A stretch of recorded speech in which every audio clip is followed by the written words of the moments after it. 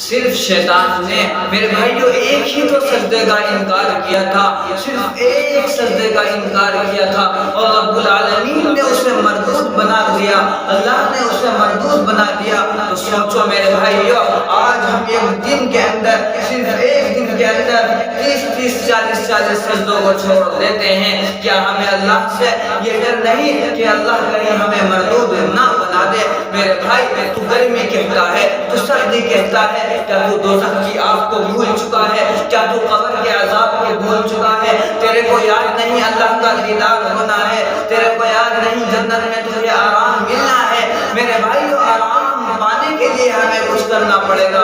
ہم آج سرکار کی حکومت کی وجہ سے دکانیں بند کر لیتے ہیں، حکومت کا ہے، ہم دکانوں کو بند کر کے چلے جاتے ہیں۔ اللہ کہہ رہا ہے کہ صرف 10 منٹ کے لیے دکان پر ہم اللہ کے لیے دکان کو بند نہیں کر سکتے۔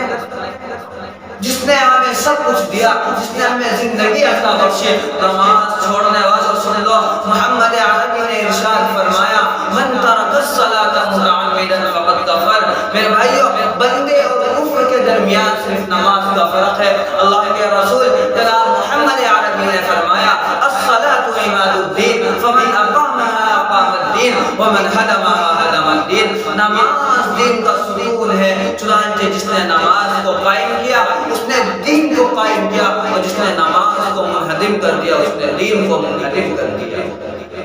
نماز چھوڑنے والوں، نماز نہ چھوڑو، اللہ کے واسطے نماز نہ چھوڑو۔ نماز اس دنیا کے اندر بہت بڑی دولت ہمیں عطا کی گئی ہے۔ نماز پڑھنے سے ہمارے گناہ معاف ہو جاتے ہیں، دن بھر کی خطائیں اللہ معاف کر دیتا ہے، اور 5 وقت نماز پڑھنے کی، صرف 5 وقت نماز پڑھنے کا ثواب 50 نماز کے برابر ہے۔